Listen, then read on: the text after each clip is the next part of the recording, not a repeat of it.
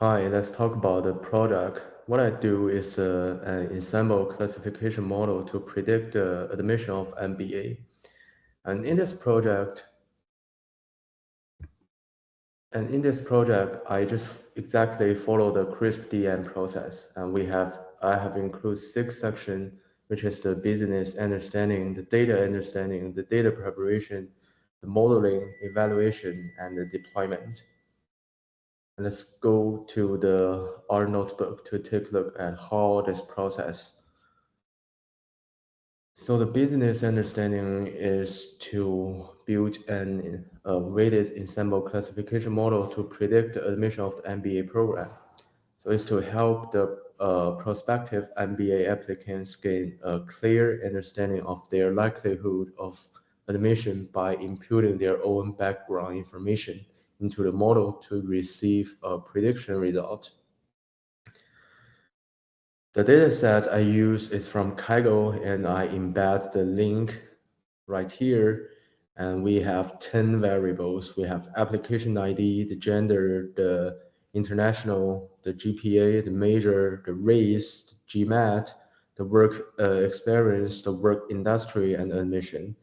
And admission is our target variable. And all this 8 is the predictor variable. I will exclude application ID because it's just a kind of index is meaningless, is useless to do the prediction.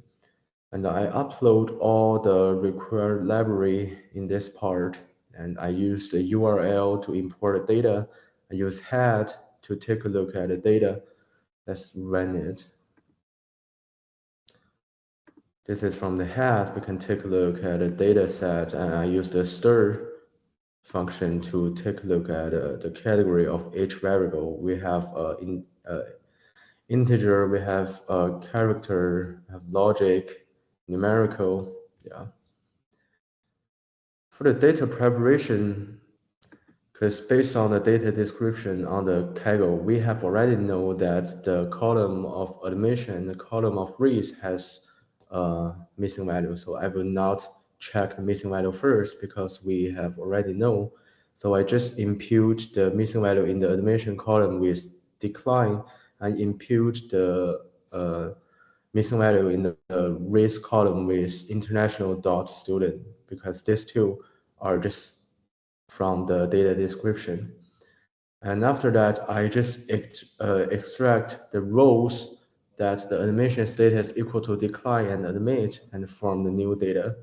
And I use the function to recheck whether the data set has included missing value right now. The admission status include decline, admit, and waitlist. But in this project, I just want to do a binary classification. So I just use the decline and admit. After that, I check the outlier. I use the z-score method with a threshold equal 3. Now we can see that the GPA column has 17 outlier, and the work experience column has 4 missing value. So I just directly removed it because we have around 6,000 rows of observations. So just removing 21 rows, that will not cause any potential issue. So I just remove them. And after that, I check the distribution of the features we have. I use the histogram to check the feature which is the numerical. And you can see that we have the GPA, the GMAT, and the work experiences are used histogram. And I think all of 3 of them are really, really ideal normal distribution. We have a bell-shaped curve. Well, the GMAT may be a little imperfection because we have some high values on the lower end, and it's a little bit, right scale. But I think overall it's normal distribution. I think it's fine. And I used a bar plot to check the distribution of the logical and the categorical. Oh, we can take a look at it. We have gender, we have international, we have major, we have race, we have work industry, we have the admission. And after that, I use the pairs.panels function to check the multicollinearity. And we can see that only the GPA versus GMAT has a relatively high score, is 0.57, but it's not that too high. And I think this is kind of intuitive because the student who have GPA score will much more likely to successful in the GMAT exam. It's intuitive, and other pairs are really good. And then I split the data into the training and the validation, and I use the 80 to 20 ratio. 80 of them is the training data, and 20 of them are the validation. And for the training data set, I also create 3 bootstrap samples because I want to apply the bagging with the logistic regression and the KNN. And I use the function to get 3 bootstrap samples with the replacement equals true.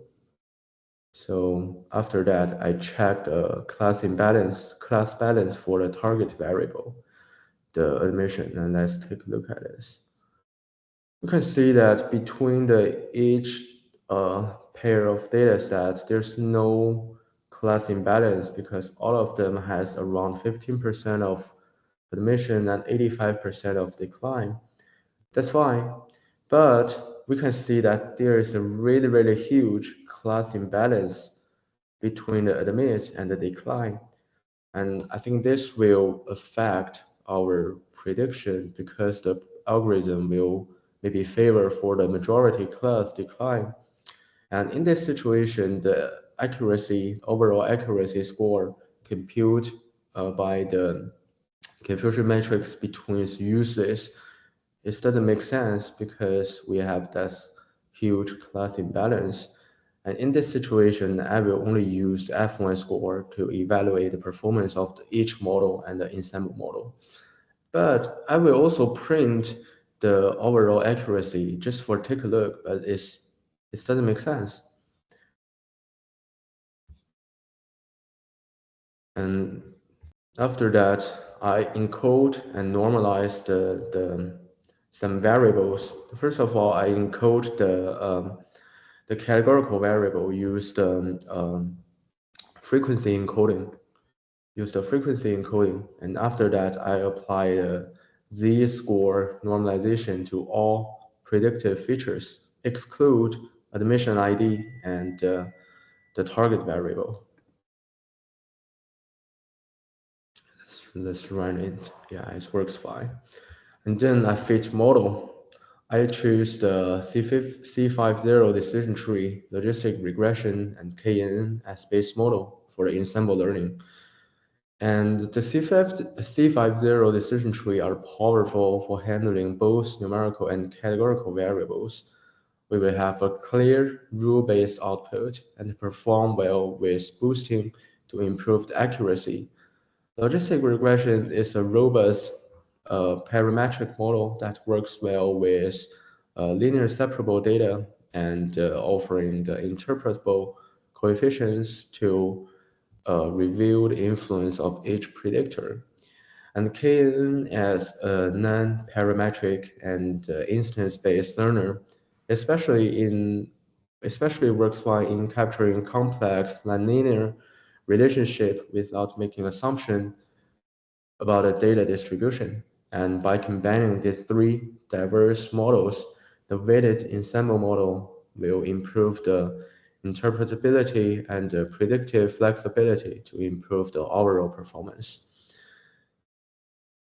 And I feed the decision tree model first, and I use the boosting because I set trail equals 100, and I use the rule-based. And let's take a look at the confusion matrix. I print out the accuracy score. It's really high, but like I said, it doesn't make any sense. and I print the F1 score is 0.2212. And the second model I use is the logistic regression with bagging. I feed three model, use three bootstrap samples. And after that, I take the mean of the prediction and set the threshold equal to 0.5 to get a combined result. Let's run it.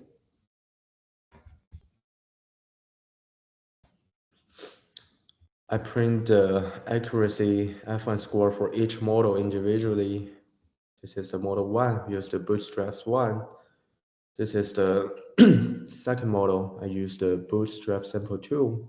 And this one is third model, I use the bootstrap sample 3. And after that, I combine them. And we can see the F1 score is 0.1974. And accuracy is still really high, but it doesn't make any sense. And the third model is KN with bagging, and I also use the three bootstraps individually to print out three KN model, three confusion metrics. And after that, I used majority vote based on the prediction from three KN model. And inside the training process, I optimize the K value from, I try 30 K value from 1 to 30 and steps equals 1. And we find the best optimal K for each model. And let's take a look at the result. The first model, the best K is 1. And we have the F1 score accuracy. The second model, the best K equals, oh, sorry. Let's run from beginning because it has some problems.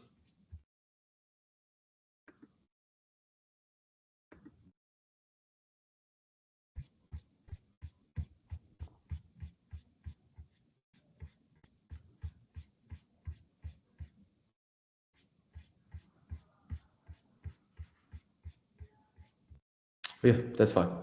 The first model, the best K equals 1, and the second model, best K equals 4, and third model, best K equals 3.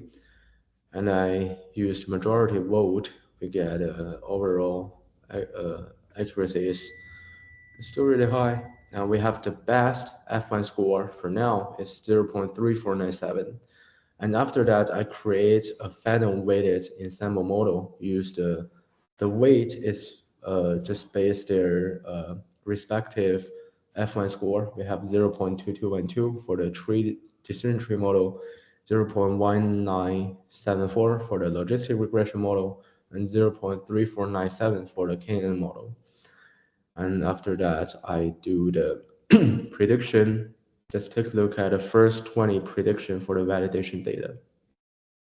And I print confusion matrix. We have the highest F1 score is 0.4236, and the accuracy really high. And let's do some evaluation. So based on the F1 score, the performance of the models is only based on F1 score because I have already mentioned that before. The huge class imbalance for the target variable, which will impact our prediction, especially for the accuracy score. Accuracy score will be meaningless, so I will use F1 score. So based on the F1 score, the weighted ensemble model has the highest F1 score. After that is the KNN, and then C50 decision tree, and the last one has the lowest F1 score is the logistic regression. And yeah, absolutely, the weighted ensemble model improves the overall performance.